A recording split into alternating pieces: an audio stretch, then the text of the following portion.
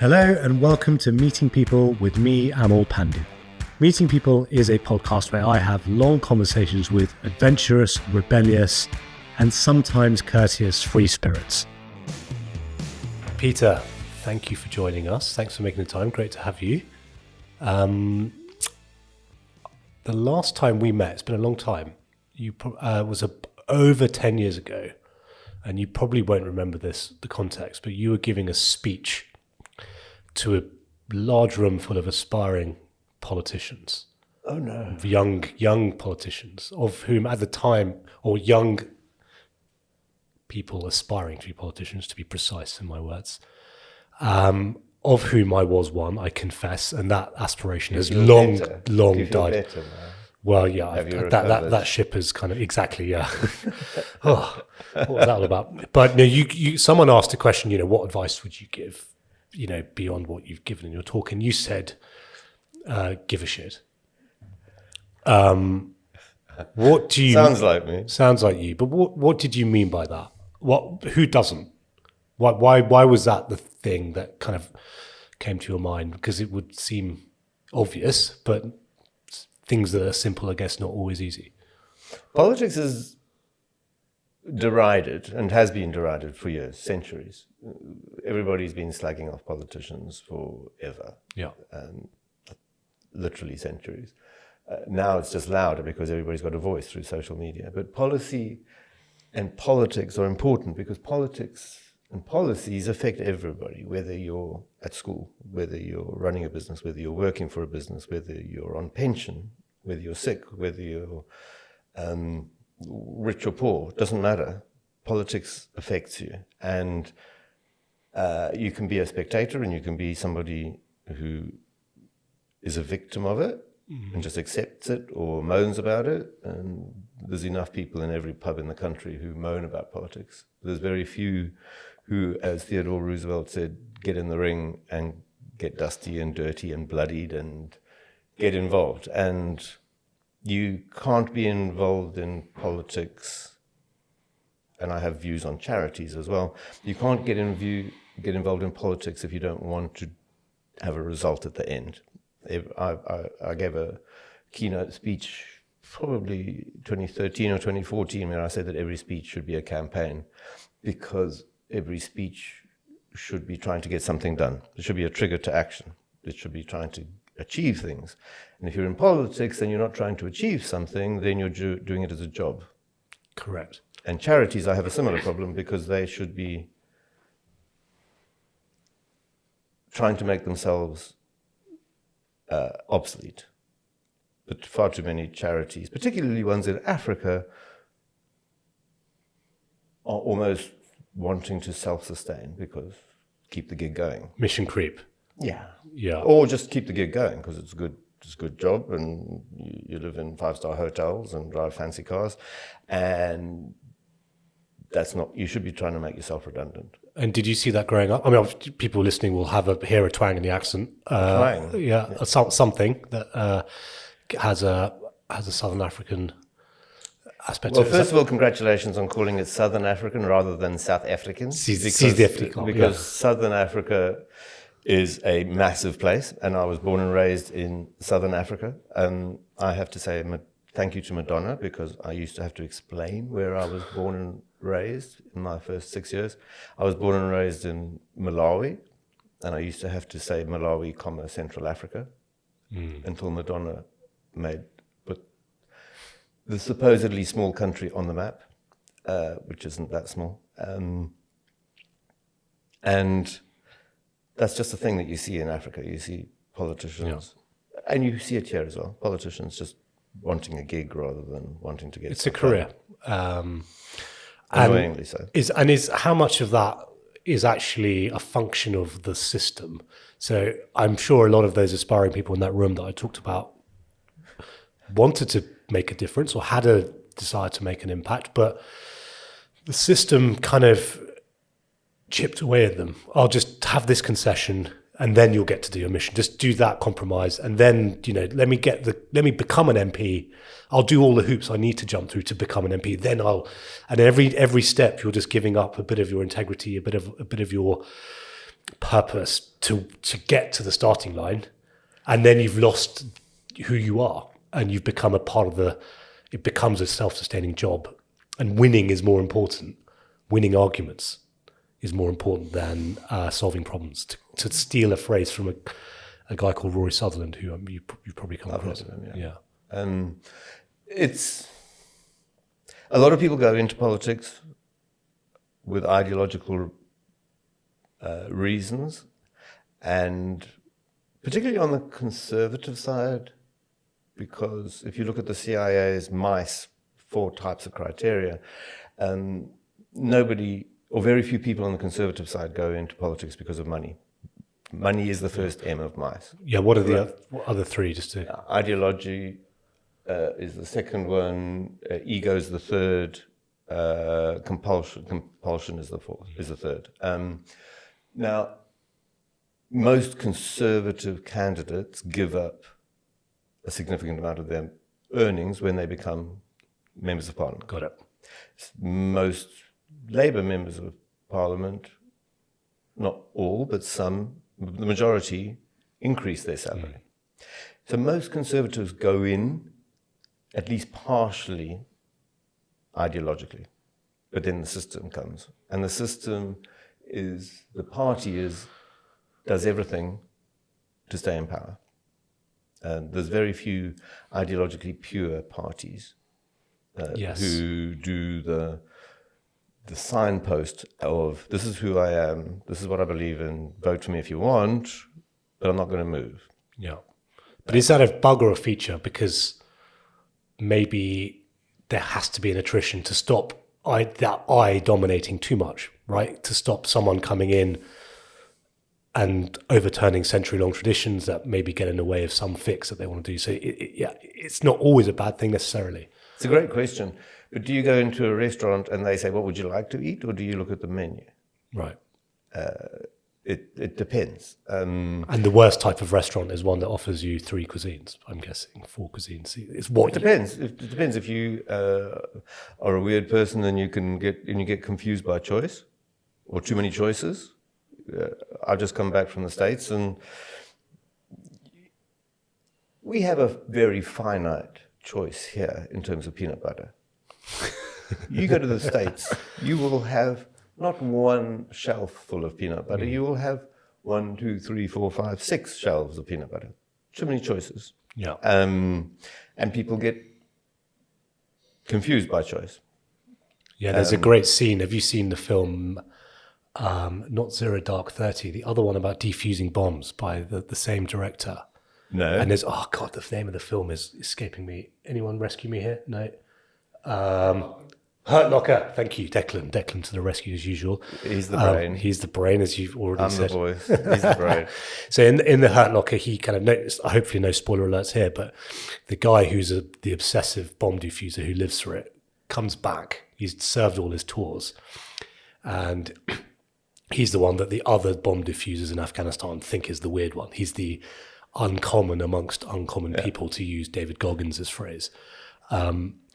And he's back, he's in a supermarket in America, and he sees this giant wall-to-wall choice of cereals. Yeah. And then the next scene is him just volunteering to go back into Helmand because he just Can't cope. This is that choice paradox. But just to go back to the Stay on track. There is the beauty of this podcast is that there's no track. So if we want to talk about peanut butter for the next 90 minutes, sorry guys, you're going to have to listen. But you should try cashew peanut butter. Okay. Cashew butter is not good. It doesn't spread. Good. It's weak. Yeah. No, it spreads okay, but there's no flavour, is it? It's got no oomph in it, as my mother would say. Almond butter is well, anyway. So by the restaurant analogy, and why I think it maybe fits with the politics, is that, if you go to a restaurant and they're doing fish and chips and they're doing pizza, the likelihood is you're never going to get the best fish and chips in your life, Correct. nor you're going to get the best Be a specialist. Be a specialist. And the challenge with politics is, as far as I see it, or a challenge, is that a party has to be a broad church to get the numbers, and you'll never get 2 people to agree on the same thing. So you'll have, Corbynistas and the Blairites, or you'll have the Thatcherites and the centrist, or whatever you want to call the One Nation, whatever. And winning, therefore, is it a problem that winning becomes paramount because that's the way you can unite all those ideologies to kind of not destroy the system, but kind of keep it plodding along whilst the rest of us, get on with our lives? What's interesting is that the Conservative Party normally has those divisions hidden within the single big church. Yeah. The Labour Party has those divisions externally. Okay. So we have internal squabbles, like I always call Conservative Party conference a bit of a dysfunctional annual family gathering. Yeah, like with Christmas, the mad yeah. uncle and the various defective, dysfunctional people. But the Conservatives generally present as a unified voice. Yeah. Generally. And is that a good thing? Or is that the wrong question? It reduces... Elections are almost always of more of the same or change. Those are the two choices. You can boil everything down to... Yeah. We can tolerate this one a bit further for another 5 years or 4 years or whatever. Or we want change. So it's pretty binary. Yeah. Under our electoral system. It's more of the same or change. And you need to have an understanding of what each choice signifies or promises. Let's not go into whether they deliver what they promise. That's a separate podcast. It's probably unfair to... I think we maybe unfairly hold people to their election pledges too much because sometimes, facts do change. There's no point rigidly sticking to something. But generally, the issue's on the other side where pledges are not worth the paper they're written on. But how do we therefore go full circle to giving a bleep? How does that fit into that change versus more of the same as advice to a person rather than the system? Well, giving a shit means that you want, by definition, you're dissatisfied. Politicians should be permanently dissatisfied. Yeah. A good politician should be a speck of sand in a oyster shell, and it should be like a shoe, a piece of stone in your shoe. It should be bloody annoying. A good politician should be very annoying. Right. I worked for a politician who annoyed his party all the time because he kept on bouncing up in the House of Commons. No matter what the debate was about, he didn't care. He just kept on putting his hand up, pointing at the speaker, waving at the speaker, asking to speak. And his colleagues, some of whom should be shot, kept on saying, shut up, sit down, that's not relevant. And he just kept on putting his hand up, being bloody annoying. Yeah. And he was a member of parliament for over 30 years, but he brought in a piece of legislation, a private members bill. The private members bill never become law. Right. As a rule. It's so seldom that it's effectively a law, or it's a thing. But he brought in a private members bill that made Anti-Slavery Day a thing. It also meant that every police force in the UK had a dedicated, full-time equivalent police officer working on anti-slavery. Mm. It also meant that Anti-Slavery Day was not just a thing on the 18th of October, it was also a theme for schools, and it's also on every website that you see. Yeah. And he brought that in the final 6 weeks of his 30-plus years. And that was because for the last 5 or 6 years of his time in Parliament, he gave a shit. Yeah. And he just focused doggedly, insanely, and just annoyed everybody. He was like a stone in your shoe when you're on a long hike. And he eventually got stuff done. Is that a lesson for broader life then? Because it's something I've been grappling with is you can't choose when inspiration strikes. You can't choose when your moment happens. It might be early. If you're Mark Zuckerberg, it happens when you're 18 in a dorm room. If you're this politician, it happens in the final. He final was hell of- 82. Yeah, but the point is to increase your surface area exposure to luck, not luck, but to creative forces, so that moment happens. And if you don't stick with it, you're never going to get that. And if you're looking for a reward every time you put effort in, that means that you're permanently going to be dissatisfied versus giving a shit, and therefore turning up even when you're not getting that recognition in the market. I think a side observation from what you're saying, serendipity plays a role whether you want it to or not. And if everything you're doing has to have a short-term ROI, you'll just be zigzagging all over and not have anything. Or might have something, but it'll be not because of you. Sometimes the weirdest setbacks, the weirdest obstacles, the weirdest chance meetings, the weirdest all sorts of things suddenly result in something that wasn't on the agenda, wasn't on the horizon, wasn't on forget the medium term, it wasn't on the long term maybe.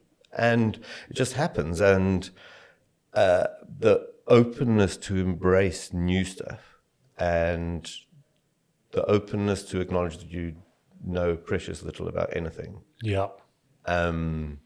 And a curiosity about life and a curiosity about people and a curiosity about everything. Particularly now with AI and everything happening so fast, so quickly. Exciting times we live in. Well, you're saying lots of things here that I want to tap into, but Please don't make a note. Just on that serendipity point, there's a guy, Nassim Taleb, I don't know if you're familiar with his work, but he talks about anti-fragility, which I've bored people about on this podcast and others. But one example he gives is going to networking events, which you wouldn't think from a millionaire trader, but he gives in his book an example where, what are the downsides? You lose an evening, right? And you go home. And you're probably going to, 98% of the time, going to an event that you don't know anyone and meeting people you don't know will probably be a complete waste of time. But the downside can be measured as pretty small. You lose an evening. Mm-hmm.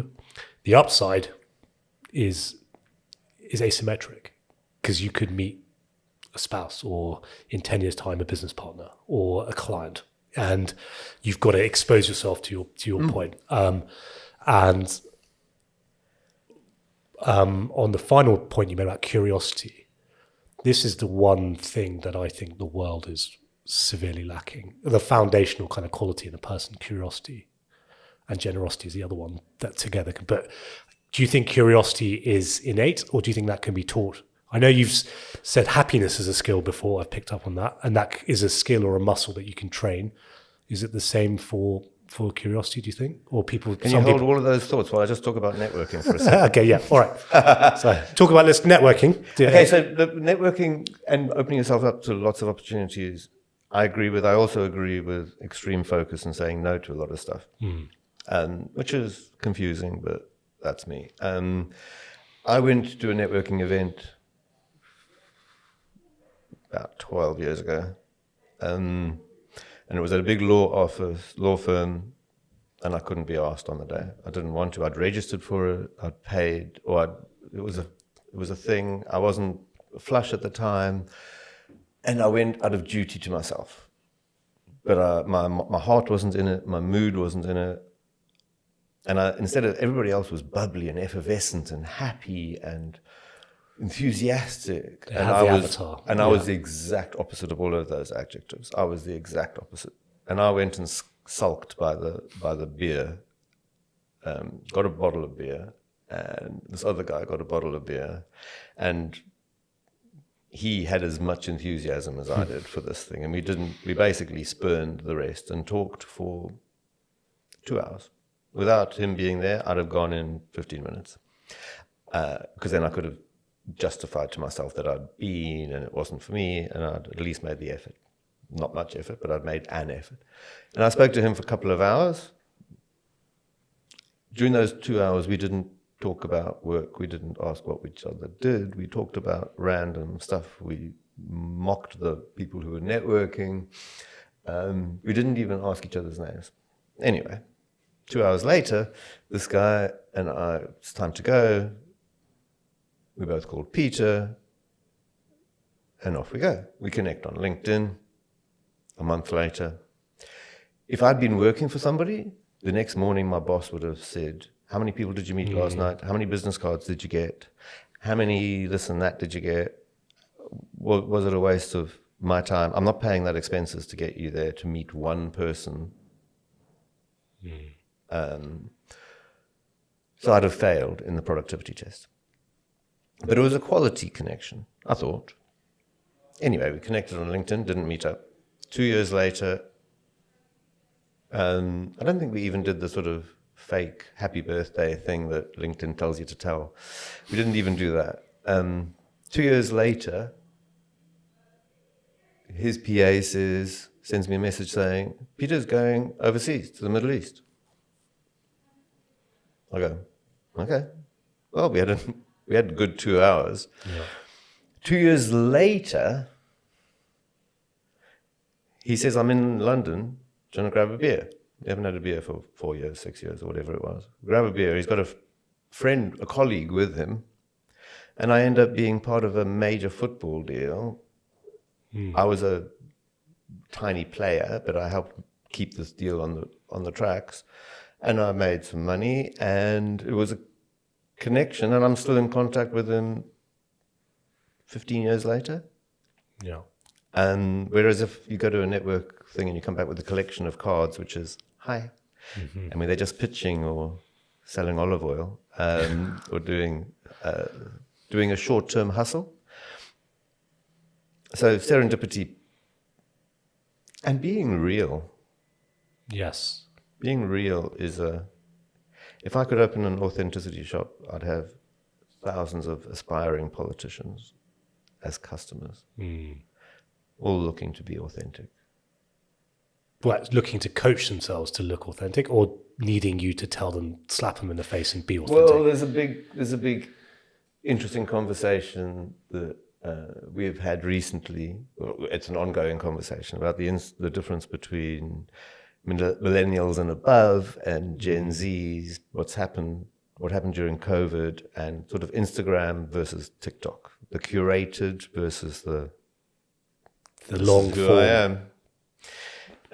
Take it or leave it, and that is the same whether you're on a dating app or in a business pitch. When I was living in Africa, there was a company there called Trans Global Trading, and the rule was back in the day when you were still in junior school was the grander the name of the company, the more likely it was to be a fax machine and a poxy office above a shop. Yeah. It's the quiet people pretending to be something else. Yeah. Um, and it's social. I mean,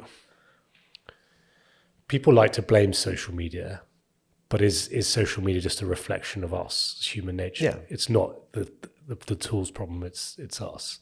Yeah, we were in the Getty Museum, and the gold earrings that are there now are the same as people wear now. Pretty much, they're a bit grander, they're more, but people are motivated by, to an extent, the same gold, drinking, the need to be loved, sex. We haven't changed a lot in 2,000 years, 10,000 years. But type of gold. But companies and politicians and whoever at media, whatever, you have learned to hack into those, that our evolutionary endowment, haven't they? They learn how to tap our reward systems, our dopamine to, you walk past a vape shop now, and I've got nothing against vaping, but it's just the colors, right? And I'm like, these colors don't exist in nature, but they are designed to and actually my 3-year-old daughter, I was walking with her and she walked past, you went, I want to go in there. You must have been horrified or shocked. At some point she's going to try a cigarette or a that's for many years in the future for me to think about. But maybe the technology is encouraging that fakeness that's always in there in us, and we have to kind of learn to circumvent that with authenticity. So we need more Peter Bottings. Well, we need more authenticity, and one of me is probably enough, I'd say. The rise of TikTok has to be put down to the growth of this generation which has an impact on politics, it has an impact on businesses over the next 15, 20 years. But it's that disdain for curated, the disbelief in the curated. The craft, the long skill, the slow I was with a friend and we were walking along Venice Beach, which is where I stay when I'm in the States, and I didn't notice people's cosmetic surgery, but he did. He was like, yeah, that's fake, that's fake, that's fake. Yeah. And I think my generation don't notice it as much because we're just not locked in, so we're not as in tune to the fakeness of it. We can smell fakeness one-to-one, but the physical changes, I get suckered by them. But it's incentives. People will sacrifice looking silly on one-to-one in front of people for the sake of looking better in front of 1,000 people on an Instagram account, right? Yeah. So there's that sort of the system is gaming your behavior to work better in the digital world, to be more successful in the digital world at the expense of authentic one-to-one connections. I've heard about people that have their whole, their family and friends know a totally different identity to the person's public character, the public persona, and that's the same for politicians as well. And when the politicians actually say, I don't know the answer to that, or I thought that before, but now the facts have changed, and now I think this. Yeah, that's refreshing because it's real. Yeah, but that can be, so giving a shit can be coached, right? And I've noticed this with startups, for example. The advice for getting funding for a startup was to have a mission. Think about solving a problem, and then work backwards. And let's take the best examples of this. And whether it's Steve Jobs wanting to make computing accessible to all, or it's Elon or whatever. And so now every startup has a mission. It's all kind of and everyone's been coached to look authentic to get the funding and to varying levels of effectiveness. Yeah, because then you have to then work even harder to figure out how authentic this person is. Are they willing to sleep on the factory floor to get the car off the assembly line? Are they willing to, do the shift at the expense of, rightly or wrongly, at the expense of their children's, mental health, because the mission of this corporate vehicle they set up is more important than the collateral damage around them, rightly or wrongly. I met a startup from a CEO from a startup recently, and he was kind of pitching to me, and I was listening and talking about it, and the question came up whether he had direct experience of the problem, the pain problem that his startup purported to solve. Right. And he said no. And that was an unguarded moment, but it was revealing that he'd not experienced this. Zuckerberg wanted to know who was single, who was available or whatever at Harvard. He was driven by it. He understood the problem because he'd come up against it. He was fixing a problem for himself. And those people are the most driven, the most focused, because they get the problem and they get the solution. And authenticity shop's not right for startups. Yeah. Well, it's not a theoretical abstraction. Here is a kind of funding gap, or here is a market that it has to resonate, and then that way you're willing to work the weekends or whatever the trite. Yes, because an investor will invest in the person as much as the concept. Yeah.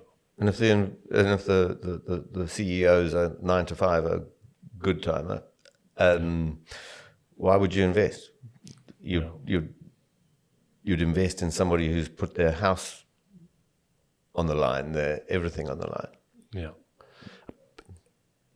Challenge to you, Peter, though, is authenticity a luxury belief for those of us who are in a position to worry about, whether we're authentic or not, and have a mission or not, or have a passion about changing the world or launching a startup, versus the large majority of people in this country who are just trying to get by?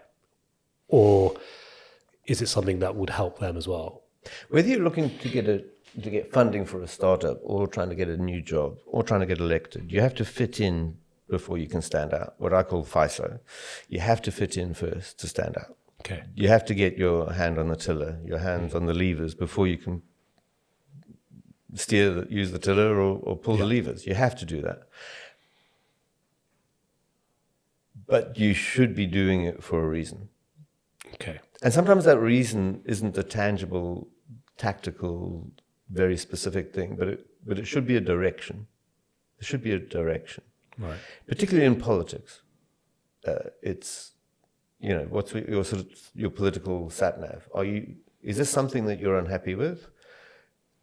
What do you want this country, or whichever country you're looking to represent? What do you want it to look like? You should have a direction. And the stepping stones, the tactical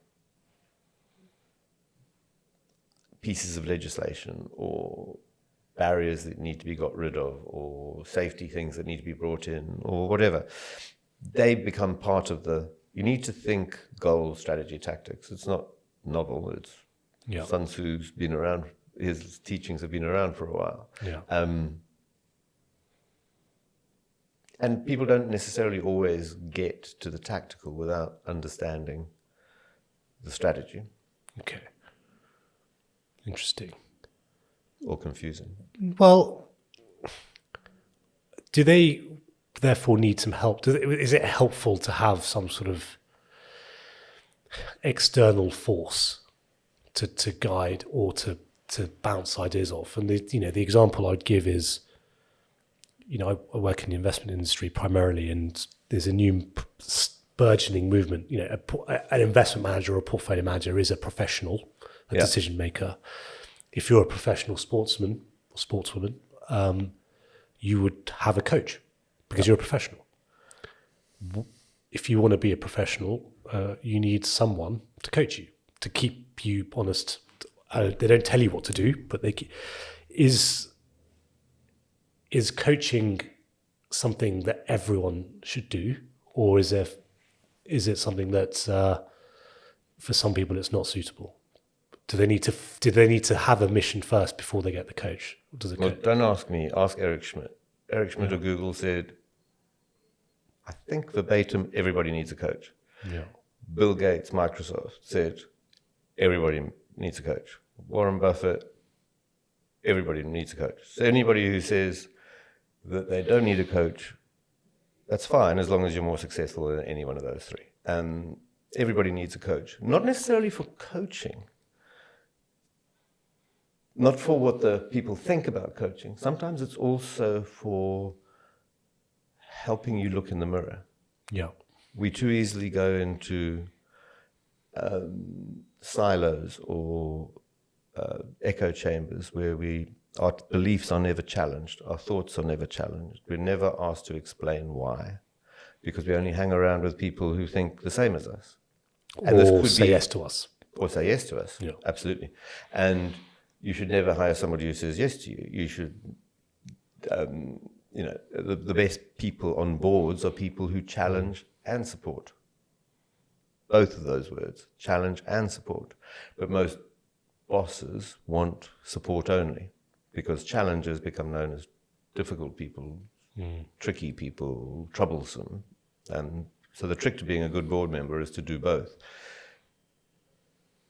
Coaches keep you on track. Coaches keep you consistent and keep you your nose to the grindstone kind of thing. But they also, and whether I'm working with a startup CEO or a aspiring politician, it's, why do you believe that?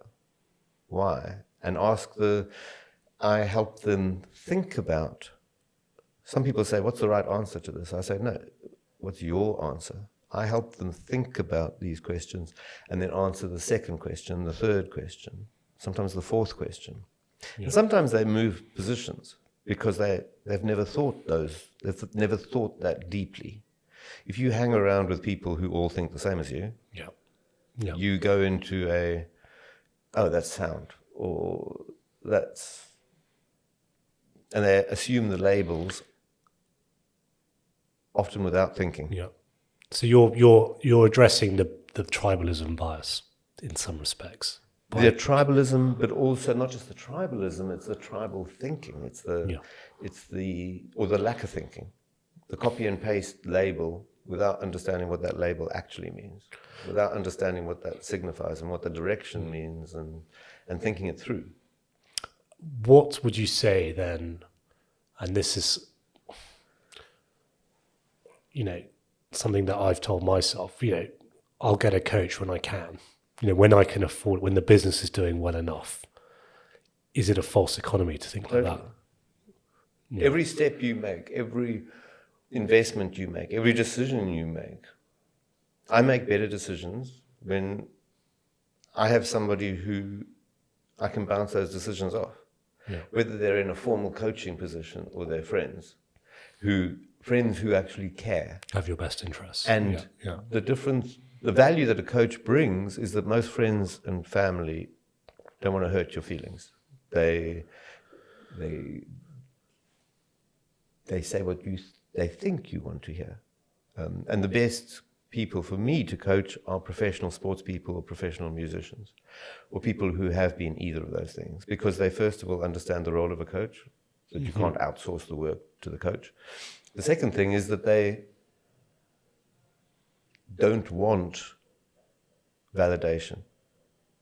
They're looking for that lonely voice that says, you're doing this bit wrong or half wrong, or in a slightly less efficient way, do it differently.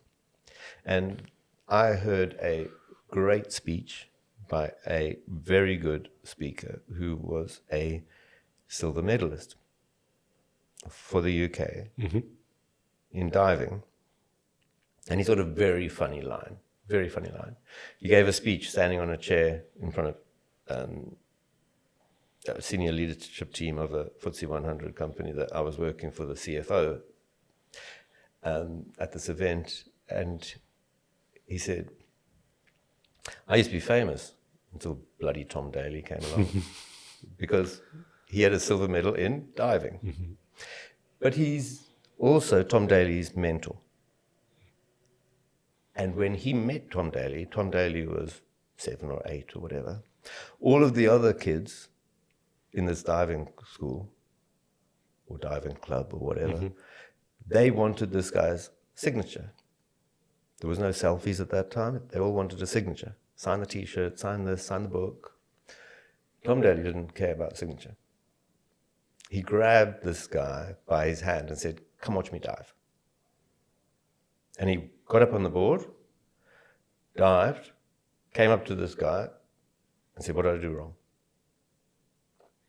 Now, Tom Daley's got a couple of goals. And this guy puts it down to his, not inclination, thirst. He was thirsty for useful, deployable advice. And he got it. Yeah. And this guy's been his buddy and mentor ever since. And you just think, if those people, that level of success in sport or in business, why invest? I'm assuming your resources are finite. I'm assuming your time is finite. Correct. Well, why screw around doing stuff that I'll give you you could an be answer. learning from other people. I'll give you one answer, and it's not a good one because it is actually when you read something like Eric Schmidt's, what was his big thing? Not KPIs. Big Hairy Audacious. What's his book about? Big, hairy, Audacious goals. But no, but he Was that it? no, he talks about it in this book. There's this way of measuring. Oh God, Declan. And you think no, okay, it will come to me. But okay, you read a self-help book, or you read a book by a recognized coach, or you start a little coach, and you go, hang on, Amal, like I should be doing this myself. You're so pathetic. Why do you need you need to like find some inner resolve here and be able to do this. You don't need someone else to like keep you honest. And I know I do, because I'm my own worst enemy. We all are, I guess. But I think it's a bit of ego that stops people getting a coach, particularly non-sporting professionals, finance professionals, whatever you want to call it, because it's a bit of whether it's ego on the like I'm so good I don't need help, or it's ego that I should be able to do this myself. I shouldn't need someone else to help me because I'm surely better than that. Not better than that, but I'm surely. Where were you born and raised? I was born in the UK, London. It's a UK problem. So there's a big difference between Germany and the work that I've done in Germany, the UK and America. When I was working in Germany, one guy came up to me at the end of a training session for one of the big PLCs that I worked for there and said, I'm being made redundant. And I said, how do you know that? If you were being made redundant, you wouldn't be on this training course. And he said, yes, but I haven't been booked for the next one. And in Germany, being booked in for training is a positive thing. The company is confirming their belief in you and they're investing in you. Mm-hmm. Brits believe in James Bond too much. Yes. The effortless amateur. They believe in the effortless amateur, which means that they don't want to be a peer to be coached. So speechwriters in the States can earn $100,000 if they're good. Right? Speechwriters in this country can't earn anything because they've got a 21-year-old out of Oxford who's a PPE, got a 2.1 or something. Now he can write the speech. And he's on 25K a year working in Parliament. Because speeches in this country aren't seen as significant or important. They're devalued. They're not a significant thing. In America, you have therapists. Everybody's got a therapist in America, it seems. Everybody's got a personal trainer. They believe in investing in themselves. Yeah. The Brits have bought into James Bond. And James Bond, you don't get those abs. You don't get that fitness. You don't get that level of stuff without training. Yeah. Ask the Marines. Yeah. They train. It's not effortless. I read a bit of background on Ian Fleming, and he was a very strange fellow. And he kind of was very jealous of his brother, who was that, but very. I think James Bond was kind of based on his brother, but that effortless thing is a really British thing. Apparently effortless. Well, they aspire to that, so they don't put the effort in, and then they don't perform. And if you look at the productivity of managers in Germany, or their effectiveness versus here, it's getting better. But 10, 15 years ago, 20 years ago, the amateur manager was British, almost by definition. Yeah. The Americans are getting better at it, and on an individual level, they hire speechwriters. Nobody here wants to hire a speechwriter because the magic of the speaker shouldn't be undermined by having the magic manufactured. They don't want manufactured magic. They want natural magic. Yeah. And natural magic doesn't work. Ask Winston Churchill. He would spend days preparing speeches. Yeah. And any great speaker, Gandhi, Martin Luther King, spent days torturing himself over his speeches. And by the way, when he gave that big speech, the 16-minute speech, that he changed direction in 6 minutes before the end, that was a culmination of 1,000 sermons he'd given. Yeah. Practice was there. CEOs in this country book in the speech they've got to give, but they don't book in time for rehearsals. Right. Martin Luther King did thousands, plural, of sermons. Those lines were repeated. He had them all in his head. And then he gave that speech. That magic didn't just happen. And he got a coaching during the speech. Yeah. The woman that was his great confidant shouted out to him 6 minutes before the end, tell them that bit. And then he swiveled, changed. The first part of the speech is pretty dull. Then he changed, and then the speech happened. That was what electrified the people. If Martin Luther King can take advice in the middle of a speech, maybe people should take it at the beginning of their career. Yeah. Okay. I've been better. I've made mistakes every time I've not asked people for advice. I've made millions of mistakes. Literally. Every time. You might get told by somebody who's honest with you, that's correct, that's fine. You might get told, maybe not. How do you pick a coach? When should you sack a coach? How do you know you've got a dud? Because there's a common thread that they are as eloquent as you are being right now. And there must be you must see a lot of shysters out there, particularly on LinkedIn. Or maybe not. Maybe they are genuinely an underappreciated breed. Most of the shysters that I meet on LinkedIn are the ones who want to help coaches with their coaching funnels. Okay. You have to click. CEOs and people who want to be CEOs, that's what I call CEO people, they have often said to me, I can tell you stuff I can't tell my spouse. Because your spouse normally doesn't want to hear about the office, they want to hear about, can we have some our times? Put your phone down. What about us? You need to be able to tell a coach anything / everything. So it needs to be a team thing. So with the work that I've done with TEDMed, I was surprised when I first started working at TEDMed how much I could change somebody's delivery in a very short period of time. Just to put, TEDMed is TED for doctors, is that right? It's the medical. It's basically TED, but for geeks, medical health geeks. Right. Okay. So speakers there range from the US Army Surgeon General or the US Surgeon General or scientists discovering amazing things or leaders of hospitals. Okay. Anybody in the health geek sector. And I was amazed at how much impact I could have in a very short period of time on people's delivery, pretty much like a film director. But when you're talking about what people say as opposed to how they say it, that needs time to reflect. You need to understand them. You need to understand their real motivations. You need to understand what their organization is aiming for, what they're aiming for, what their audience is like. And that needs some pretty naked discussions. And people are correct to be skeptical and distrusting of people in this world of gangsters and shysters and all the rest. But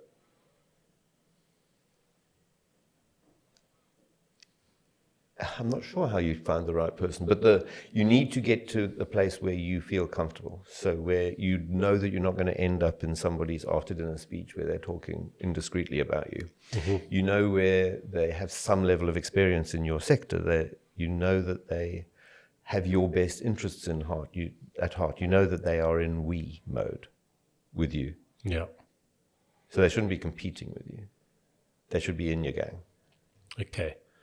And when should you, I guess the second question, when should you fire a coach is when you find you're not when those things have been... Betrayal, and if they're being indiscreet about you, and when they're not adding value, when they're not pushing you. But any relationship has ebbs and flows. So you could have a week or a month with a coach, say you're on a weekly tack, where this week's they're distracted, you're distracted, It's a bit low energy and it's not working. But then it might be that next month, and you need somebody who can slot into your life, who's familiar with your life and your challenges, and doesn't need translation of who is and who what is and what the challenges is, who can just come in and go, okay, I got your back. And that's a very personal thing. It's also, who can you swear in front of? Who can you tell your fears to? Who can you be? That's a privileged place that I've often been in, and respecting that privilege and being discreet about it and thinking about my clients' issues thoughtfully, not just glancingly, because you're the conciliary, you're their guy, you're their sat-nav to an extent. Yeah. Not necessarily their sat-nav in terms of taking over or a puppet master, but just a sounding board. Yeah. So can we take a step back and, the decision or weighing up the decision to get a coach, I guess, is getting to step one or getting to step zero, in that you've already automatically demonstrated, even by deciding whether you want one or not, some level of ambition, some level of confidence in yourself, that you've got a way of having an impact on the world. Yeah. Many people, before they even get to that choice, have to increase your target audience, all the people who don't have confidence in themselves, don't think that they're worth anything, or don't think that people value them or appreciate them, they don't give them a chance, and therefore they're not going to even bother getting to the starting line. What would you help say to that person who's stuck in a rut? And I read an article you wrote a while back about, you're in a job and you're stalled, your career's a bit stalled, and you're feeling same old. But I'm a bit stuck and nothing's worth it. How do you get them? What would you say to them to get them from there to step zero, where someone like me is to question whether they should get a coach or not? Somebody once said that I build people, and I don't think that's right. I think I help people believe in themselves more. Everybody is a type of car. Some people are Ferraris, some people are Fiat 500s. What I think most people have in common is that they're stuck in second gear or third gear. And some people need a kick up the behind and a redirection. Some people are just simply in the wrong jobs, and they're not suited to, they're either creative and they work in sprints, and they're in a job that requires daily grind, requires a daily consistent 9 to 5. And that doesn't mean that you're wrong, you're just in the wrong job. And having an understanding about what you want and what you like, that sounds like the sort of thing that you should have been advised about by a career counselor or whatever, but I'm not sure they always get it right. If you're not excited about what you're doing every morning, if it's not fun, if life's not fun, then you need maybe a kick to just go, well, what is fun for you? Because fun for one person is different to somebody else. I see an awful lot of people, and you see an awful lot of people, although you're probably too posh to go on the tube. I go on the tube. It's a facade, don't buy into it. Yeah. I see an awful lot of people, often men in their 40s or 50s, and they're on the tube and they're wearing an anorak over their suit, and you can see their demeanor just shouts, it wasn't supposed to be like this. And we all, when we're 15, 16, 17, 18, we're all going to change the world. When I was 16, I had a ridiculous ambition. I was going to be a lawyer, and I was going to be a criminal lawyer, obviously, because I'd watched all of these crimes. Perry Mason. Perry Mason and all that. Yes, come on, date me, thanks. And I watched all those, and I told my parents with a straight face, and how they didn't laugh at me, I don't know, that I was only going to defend innocent people, and I'll get a reputation for defending innocent people, and then I'd become incredibly successful. Yeah. Which is like cutely naive for a 16-year-old, idiotically naive. Everybody is, and who knew that I would end up doing what I've done all my life, which is coaching. Most people are in second gear or third gear, and I know people when they're doing stuff that they're not interested in, they're bored, they're distracted. When they're doing stuff that they're interested in, a bomb could go off next to them. Yeah. Because they're so focused, they're so intent on it that nothing can move them. And that's the sort of thing that you want to be. But you're not saying do what you love. Flow. You're not saying do what you love, though, because that's, for many people, when you're 22, you need to do a bit of shit, right? You need to shovel a bit of shit. Yeah, totally. So how do you marry that with the need to kind of follow your passion and give a crap, but you also got to do the grind and learn the skills and have a craft and put the hours in. Do the 10,000 hours. Whatever. Twice yeah. or two times or whatever. Yeah. Yeah, you're right. But it should be something that I've done so many jobs which bored the brains out of me. But they were educational because I understood what I didn't like. But I'm still learning now what I like and what's a good thing and what's not. But that takes me to my curiosity question, which you didn't evade, but you postponed earlier. Can curiosity be taught, or is it innate? You may not have an answer to that, nor should you. Maybe you haven't thought about it, but it strikes me, particularly as a guy with a sales background who spends most of my days, how many people are just fundamentally incurious or lack curiosity. Because they're comfortable. They're comfortable knowing having the level of knowledge they have about their surroundings and their job and their activities, and they've settled. They've compromised with it. Compromise isn't necessarily a bad thing, but they've said, okay, this is okay. I'm okay with this. The Germans have a great saying which basically says, as soon as you become a master at something, you should become an apprentice at something else. Yeah. Which is that beginner's mindset. Yeah. And I'm curious, and I like exposing myself to this. Let me rephrase that. I like having people around me who teach me stuff, who I can learn from, who broaden my binoculars and turn it into a widescreen, and that's important. Have you heard about the explore exploit not trade-off, but manifestation in bees? Have you heard about this?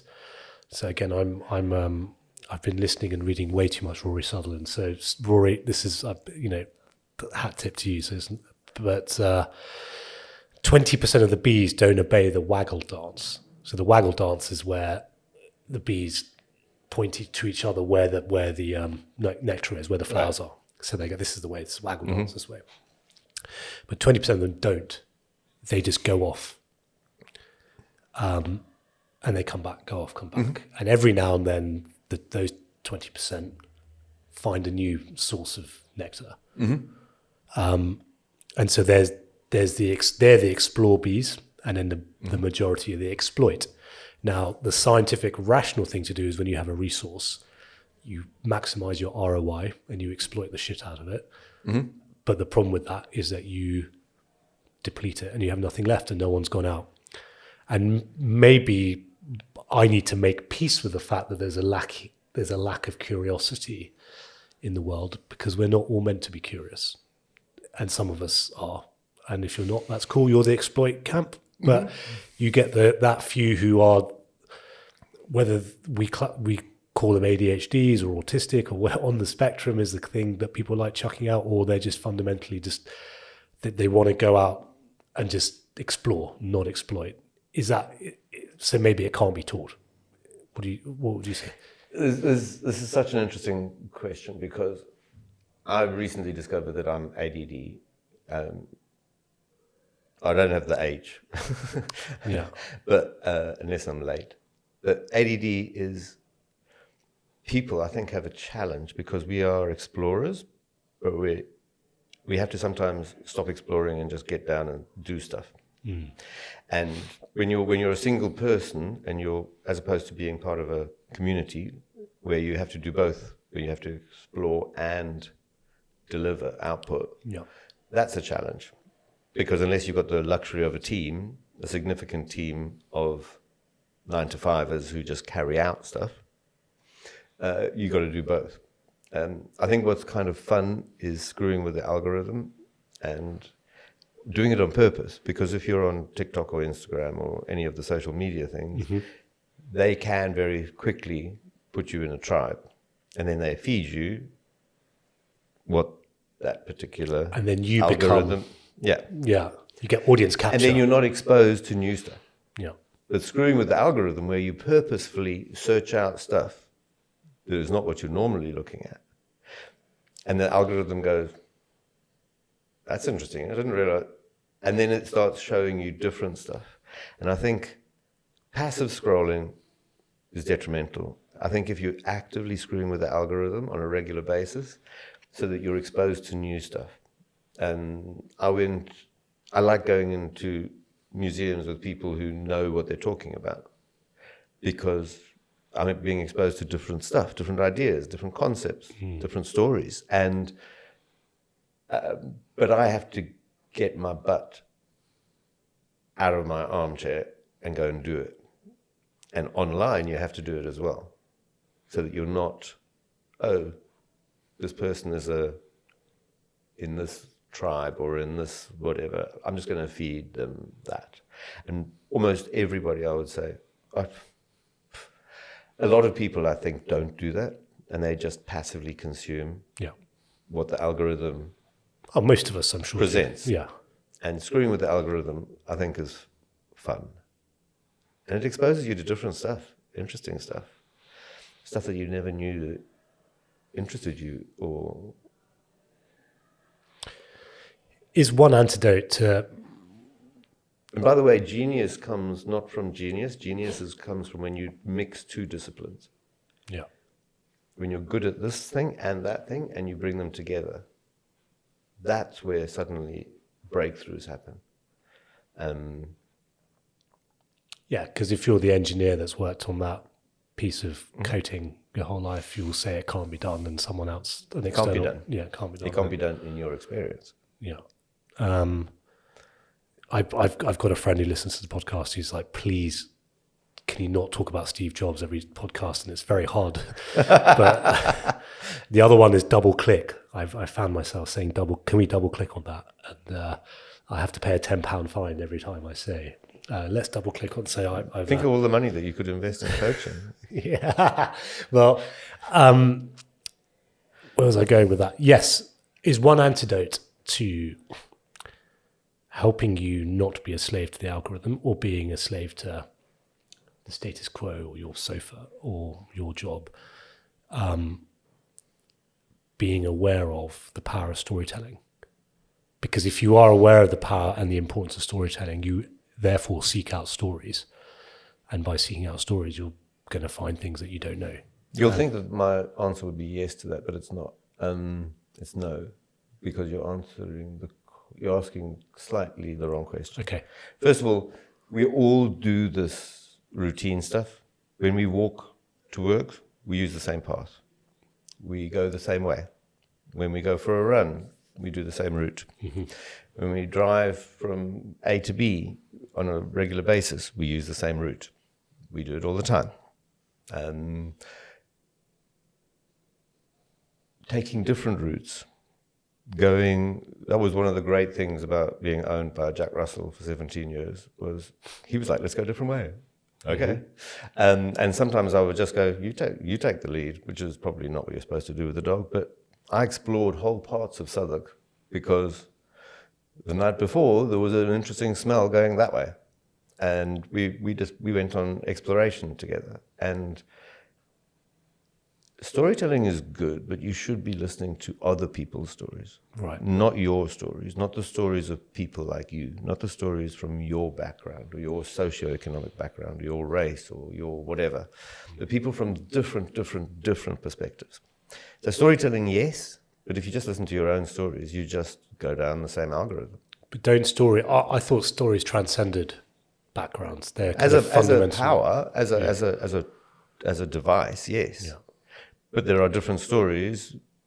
You know, any war has propaganda on both sides. They are both stories from different perspectives. Yeah. But then the story, by definition, is powerful. But it's what story you're listening to, what definition you're listening to. You know, are you a terrorist or a freedom fighter? Are you the good guy or the bad guy? You know, the meme about I don't know who the British actor was, it's a famous meme where he says, are we the bad guys? Oh, yeah, the Michelin Web. Is it? Yeah.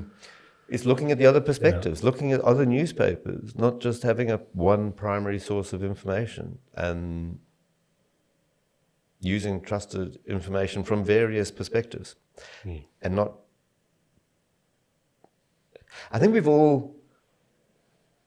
Because we're lazy, we delegate to commentators a lot and their version of the story, and they're master storytellers, and they tell us what we need to hear, and because we're so time deprived, we outsource what we should think. We outsource what we should think, what we're allowed to think, who's the goodies, who's the baddies.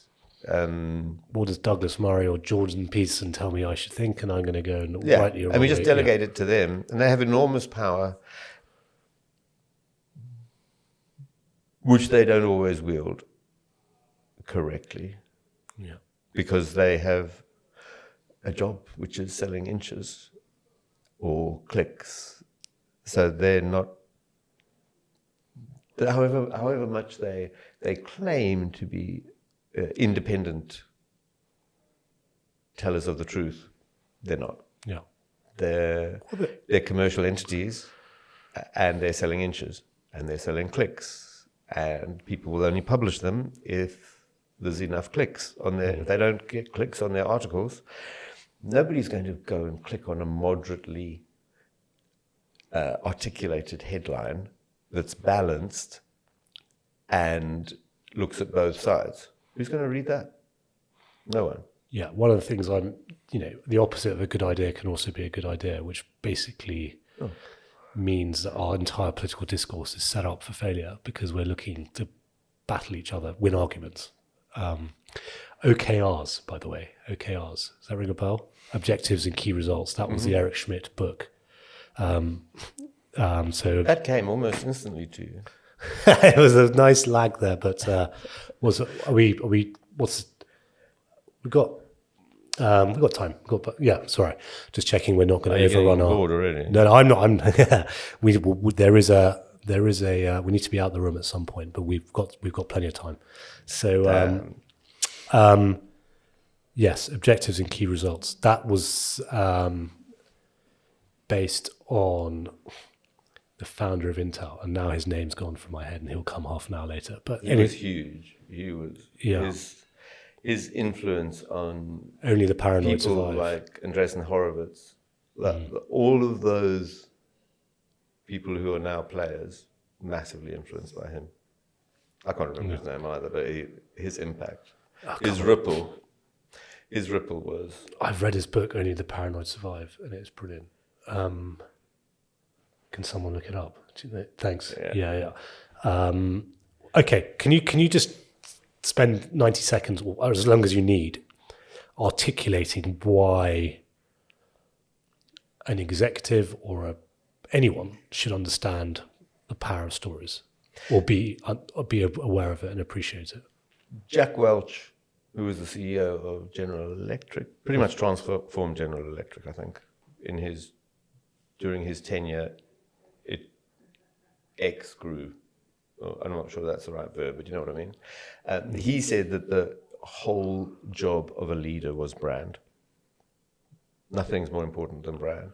And storytelling is everything that comes out of a business, whether it's a startup with 2 people or a large organization or a political party. Everything is about brand. It's about what people talk about when you're not in the room. And everything is about your story. Every word you say, every nuance you make, every pause you make, every story you tell, every thing you don't say, all of those things matter. And you are the chief storyteller, whatever your actual title is. You might be a managing director, a CEO, a CSO, a CMO, I don't care. If you're leading anybody, anything, including your own life, you're the chief storyteller for yourself and your organization. And you need to get it right. And you get a coach for anything else, you should surely get a coach for your life. And I'm not talking about life coaches, by the way, but just getting a storytelling coach who helps you understand what the hell your story is and then tell it to everybody, whether it's investors or potential talent that you're trying to onboard, or customers or banks or media analysts or financial analysts or anybody. The storytellers they own it. Yeah. It reminds me of what you just said. Reminds me of the Yuval Harari in *Sapiens*. He talks about why Homo sapiens triumphed over the other hominids, other competitors, is that we were able to get more people to fight for us because we could tell each other stories, and then therefore unite around a certain cause in a way that the Neanderthal or whoever else we were up against, Homo floresiensis or whatever it might be, and that's our storytelling is at the root of our success as a species. And it is Totally. The problem is today that we live in a world of scientism where the spreadsheet and the bar chart and we've had a misunderstanding of science and physics, and we think everything is about rationality and everything is about projections and backward-looking data. If it's not in the data, if there's not a market for it, we're not going to do it. And every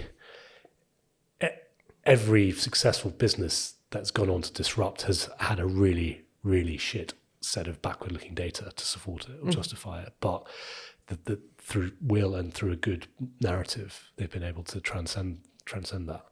Well, we could talk a lot about management consultants, and the management consultancy approach to politics, which has come in. But that's an interesting perspective about storytelling, getting people to follow you or to believe in you. There was, when I first went to Ukraine in the 90s, in 95 or 96, I heard a phrase, I would follow that person over the barriers or over the wires. And the ability to persuade people to follow you, or the ability to persuade people to join your startup where they're buying a portion of tomorrow versus crappy salary today, that needs huge storytelling, because the most important thing that you can do as a leader is hire talent who can do. But storytelling is not just about getting people to follow you, it's also about passing on mistakes. And storytelling from, whether it's from the campfire that we were huddled around at night thousands and thousands of years ago, to the stories that are told today on TikTok. That passing on of wisdom, that passing on of, don't do that, you're going to hurt yourself. Don't do that, that's not smart. Do it this way, do it this way. And whichever religious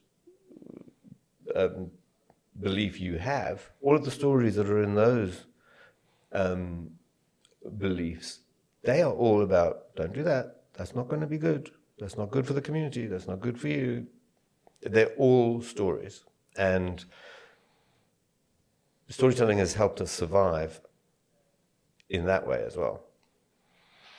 Yeah, there's an interesting someone pointed me to a book about storytelling. They talked about nuclear waste. Have you heard of this? Where there's a place where they're storing nuclear waste. They were asked themselves, how do we make sure no one goes and they were like, well, we could do it in English. We could put 100 languages in, but we don't know what language people are going to speak in 50,000 years, 100,000 years. And so the way they resolved that was to create kind of image storyboards of a person going into a cave that they shouldn't have gone into, because that was the only way we could transcend humans today. To humans, the language of story, is better than the language of words in that sense. Funny you should say that. Yeah. I've recently learned a lot about storyboarding. Right. And that was effectively storyboarding in its earliest form. There's an interesting thing that you talked about earlier, the whole personal development and the books you read, and I read this book and that book, and there comes a time when you should stop reading and get on with doing, and it's the same with getting input and coaching. Coaching shouldn't be on a daily basis. Reading books is interesting on maybe a thought process, but any decent book, even if you read it on Blinkist and you get the 10 nuggets that there actually is within a book, as opposed to the 80 pages of blah, blah, blah, blah. Nice ideas, but don't get distracted by them. We get distracted far too much. We should be focusing on doing and getting the right coach, reading 3 or 4 or 5 books or whatever, and then, okay, now I need to do. And the people who win are the people who do, who just deliver. I've seen in politics and in business people who are not necessarily the smartest, but they just put in the hours consistently. And they just put output. And guess what? The output gets better, the stories get better, the product gets better, the services get better. And then they're an overnight miracle 10 years later. Yeah. What was the moment? There was no moment. There was no moment. Yeah. It's cumulative. Yeah, no, there was some sort of experiment I heard about where there were 2 groups of equal ability asked to make pottery. Yeah. And one group said, you're going to be measured on quality. You need to make a small number of just the best pots you can, perfect pots. Have you heard of this? No. And then the other group was told, you're going to be measured on volume and output. Just make as many pots as you can. And at the end of it, it transpired that the group that was measured on quantity produced far better pots than the one that was over-rationalizing and trying to over-engineer and think about, no, let's do it a bit like this. No, let's do it a bit like that. Let's not do that. The quality came in the quantity. Yes, and turning up and putting the hours in. Well, it's the 10,000 hours that Gladwell speaks about. Quentin Tarantino speaks about the first film that he made that he said should never be viewed, seen, or exist anymore. But he said it was my film school. I learned more about how not to do it doing that film than ever. And he's been kind of successful. Yeah. So what advice would you give to someone who's full of good ideas, full of lots of new initiatives, always starting something, always talking themselves into something, and then talking themselves out of something to start the next new thing? You mean everybody in a pub in England? Well, asking for a friend. Focus. Choose. Commit. Yeah. Focus. Too many things. There's very few people who can do. Well, multitasking is a myth, but very few people who can focus enough energy and commitment and resources onto multiple things. Unless you're incredibly good at hiring people, telling stories to get amazing people onto your teams, but you have to do that one at a time. Get them on, get them up and running, then get the next team. But if you're trying to do it solo, do one thing and become the world expert at it. You need depth of knowledge, depth of understanding. General centimeter thick knowledge. Can you answer the second question? Can you answer the third question? Can you answer the fourth question? Can you stand up to scrutiny? Most can't, because they're trying to do everything. Generalists are fine, but I want to give you a chance to talk about Filtered Out, because I think people should be aware of it. Can you tell us what Filtered Out is, and why you did it, why you put it together? Filtered Out was there's two books. They're both interview books. One is a series of articles that I wrote for City AM, and that we tidied up, added 3,000 words to about the more modern interview life, or brutality of modern interview life. And is this job interviews, or is this job interviews? Yeah. All about job interviews. So Filtered Out, the first book is about that. Filtered Out, the workbook, was basically spawned from an Excel sheet that over the 20, 30 years or whatever, 25 years that I've been coaching people, preparing them for interviews, they kept on saying, what are the questions? What are the questions that I'm going to get? What are the questions I'm going to get? And a lot of, if you look on interview questions on the internet, you'll often find the hardest interview questions, or the cruelest interview questions, or the weirdest. And I, because of the work that I was doing, was actually focused on helping people get a job. I was focusing on the questions that they were going to get. Why this company? Why this industry? Tell us about yourself. All of these things. And so I developed a very crappy Excel sheet with a list of questions. And every time I heard new questions, because my clients would come back to me and say, I got this question, I'd add it into the mix. And then I kind of weighted them, which was the questions that came up the most. And then they would say, okay, that's great, the training's been great, I've gone and done my homework. Now the second phase of the homework from the coaching session is, now we're going to do the questions, send me the list. And I was sending over this scraggly, ancient 2003 Excel table that made people's laptops crash and all the rest.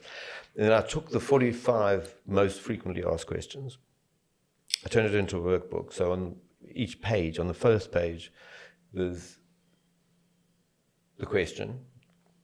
Then I explain my understanding of what they're really asking, because not all questions are asking what they appear to be asking. And then on the other side, and then I'll give some advice on how I think there are ways to answer this question. And then on the other side, there is literally a blank page with lines. Right. And you take a pen or a pencil and you write it in. It becomes your career workbook. Interesting. It becomes your interview prep book. And I took the 45 questions that I have seen over my career as the questions. You're not going to get all of them, but if you're getting 15 questions, 10 of them will be from here. Definitely. So if you prep that, you'll have 10 at least of the questions sorted. Plus I took 2 of Elon Musk's favorite questions.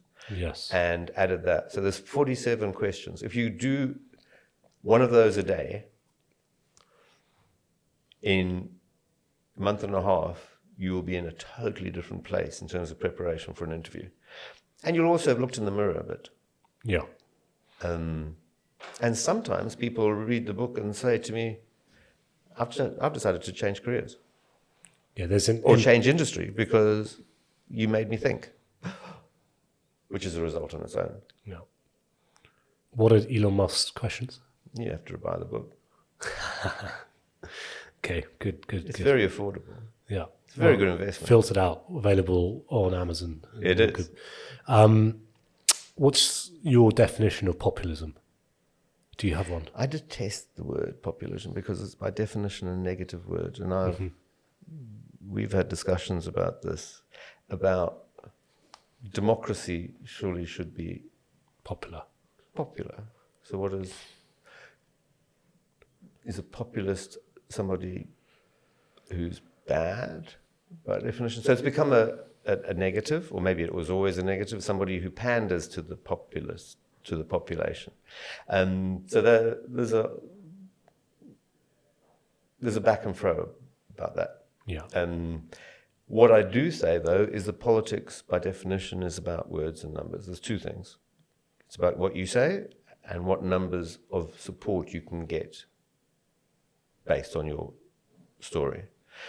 There's an awful lot of people, politicians particularly, who love to focus group everything they say and do. The focus group. The focus group politician. And I've used focus groups before. I've been a part of a national referendum where we used focus groups, and they were useful in weighting one thing versus another as being relevant to somebody. But it wasn't a directional thing. It was a particular item. Right. And we thought this wasn't a particularly compelling argument, but the focus group responses said that it was. When you're using focus groups to define what you believe and what you say, and you're just I'll be whatever you want me to be, just vote for me, that I think is dangerous. That's dangerous. Winning at the cost of giving a crap. Yes, that's not giving a crap. That's just giving a crap about power. Yeah. I think populism is it's a term used by people when the other side wins. Yeah, well, it can be. Yeah. There must be a definition of it that is useful, where someone has hacked the system a bit and is able to work the algorithm or whatever the algorithm is to their favor, not in technology sense, but in terms of an electoral sense. But I don't think we're discerning enough to have a proper definition where that is a thing. And maybe the whole point of winning elections is different to having sound governance, and so that's voting is one part of the story, but the other part is institutions that are restraining of that. So that's where the restraints on being excessively popular will come in, from having an independent judiciary and an independent central bank. And anyway, so that I think I'm poetry versus prose, and some of the people who are the best campaigners are crap at governing, and some of the people who are great at governing are crap at campaigning. We can edit this out, but where would Boris Johnson sit for you in that? Easily one of the best campaigners. Easily one of the best delegators. Mm-hmm. Easily one of the worst choosers of people. So he's good at delegating tasks, but bad at delegating to the right person. You only delegate to people who are in sync and have the same goals. Yeah. And I think he was also really good at being loyal beyond when he should have been. Okay. Interesting. Does that make sense? Yeah. Yeah. But as a campaigner, the reach, the recognizability, the brand, the understanding of having a brand. We were discussing recently various people and their political leaders and their brands, and he's easily one of the top. One of the criticisms his enemies give him is that he doesn't, I guess boiling it down to the context of this conversation, that he never gave a shit. It was just about, winning. Would you think that's fair? Don't know him enough to know that. Okay. I have a closing question. I feel like we've only scratched the surface, but time is against us, unfortunately. So let's definitely let's do this again. But I'd love to. That'll be fun. I'd love to wrap up with my traditional closing question, which I call the long bet. And in the long bet, you have a 10-year horizon to make a prediction of something that you would like to happen or something that you think will happen. And over time, I think it'll be a fun way of adding these together and seeing who thought what. And it's a kind of good way of chronicling the state of the day. You can ask me why 10 years, I can give an answer, but it's arbitrary. So yeah, what would you say is I'm going to choose two things because I'm greedy. Yeah. I was born and raised in Africa. My job is unleashing potential. And I want to talk about two things. One, I want to talk about Africa, and the second one I want to talk about is Gen Z. And both of them are hugely important. As a coach, you're often in a sort of a parental role where you are disappointed or heartened by the work of the people that you coach, your child. And Whenever I go to America, I'm kind of, I'm fascinated by the experience, and I'm disappointed, not by America, but I'm disappointed by Africa. Africa's 4 times the size of America and has 12% of the GDP. You could fit China, I think, Europe and something. The scale of Africa is enormous. But it's got 12% of the GDP of a country that is a third of its size. Its GDP is 3 billion. Japan's is 4. Sorry? I don't understand. I come from a tiny country called Malawi. Malawi's got a calendar lake. On a map, it looks tiny. It's 365 miles long. It's nearly from here to Edinburgh, and it's 52 miles wide. And on the map, it looks tiny. Africa is doing so many good things, but it could do so much more. I'm disappointed by the performance of Africa and what it could be. And it's largely through bad governance over the last 100 years, not picking sides on everybody's behalf. Yeah. And that, I would love to see Africa standing up and becoming better governed and not wasting resources in corruption and all sorts of mismanagement, and being much more interested in trade rather than aid. There's portions of Africa or parcels of Africa that are growing at 6, 7, 8, 10% from a bad base, but they could do so much better. And I would love to see Africa doing what it could, getting out of second gear. Yeah. And getting into third. Just getting into third would lift millions and millions of people. The second one is Gen Z. Gen Z are going to be 35% of our workforce within the next 10 years. Can they translate that idealism, that rebellion, that awareness into whatever the future of work looks like over the next 10 years? Because the future of work is going to be dramatically changed. We were at a trade fair at the Excel the other day, and we met a company that showed how interviews can be done simultaneously with 1,000 people, just wiping out HR departments. And no bad thing, perhaps. Perhaps, yeah, but that whole thing, and maybe enhancing the experience of the people being subjected to the interview. But life's going to change. Life's going to change, and it's already changing. Deepfakes. Yes. Deepfake live. I shared on LinkedIn today. That is terrifying, or a huge opportunity, or both.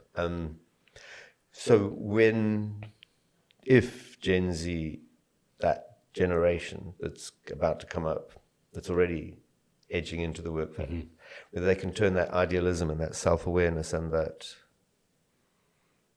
informedness, take it off their keyboards and actually turn it into action in whatever the world looks like in 10 years' time.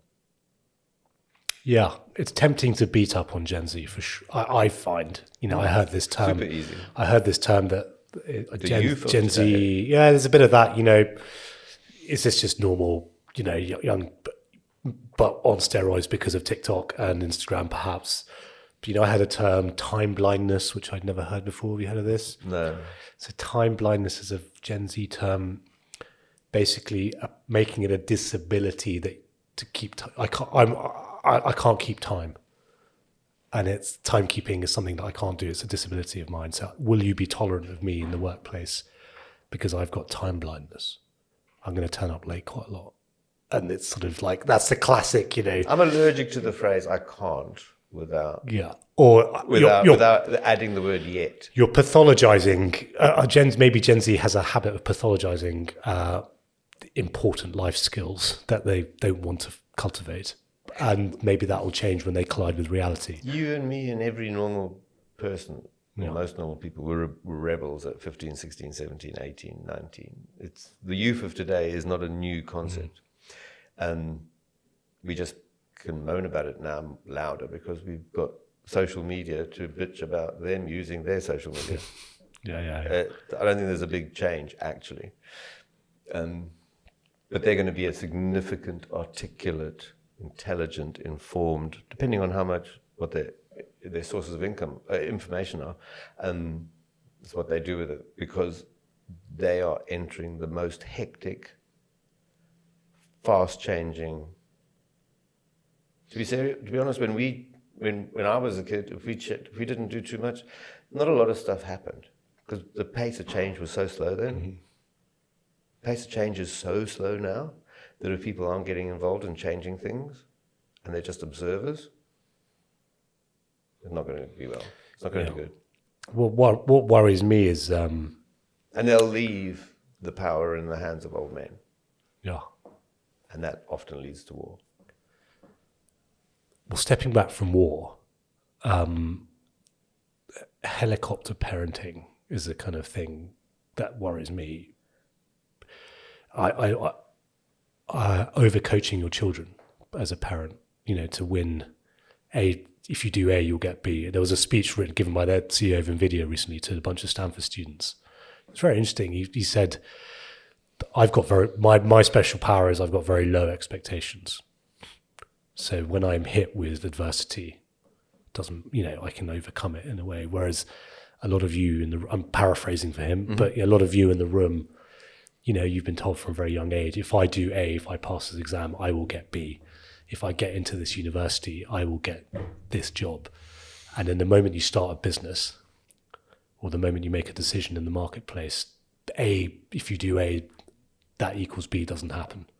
Reality is much more complex than that. And we're over coaching our children, or we're over kind of parenting, or we're over promising to our next generation that these stepstones that you take through formal education with a capital E. There's not enough real life education. It's all about passing exams and gaming the interviews, and this, that, and the other. Is that something? And those parents they're doing what they think is best, because those things would have worked well for them in their day. But the rules are changing, and the rules that exist today are not going to be the same that they are in 2 years' time. Part of my job as an interview coach is helping people prepare for what it is now, not what it was like 10 years ago, or 15 years ago, or 20 years ago. I had the great benefit of having an Irish mother. You had an Indian mother. Correct. I think we were both lucky, because neither you nor I nor our fathers had much vote in what happened in our families. Our mothers didn't believe in democracy, did they? They pretended, but it was fake democracy. They told us what was going to happen. But even those mothers are working on what they see as effective and working. Yeah. And getting people involved. If you're going to do helicopter parenting, you need to do it with the people who are aware of how life is now. Yeah. Because it's changing, and it's changing fast. Yeah. And that's what gives me hope for the kids in Africa. When they collide with the West, they'll trounce them, because they've been in touch with reality in a way that the overcoached middle class. They also have a work. They don't even call it a work ethic, but they understand that you have to work just to maintain where you are today. Sometimes you have to work 2 days today just to maintain where you were last Friday. Work 2 days this week just to maintain where you were Friday. Yeah. Because things conspire against you in Africa.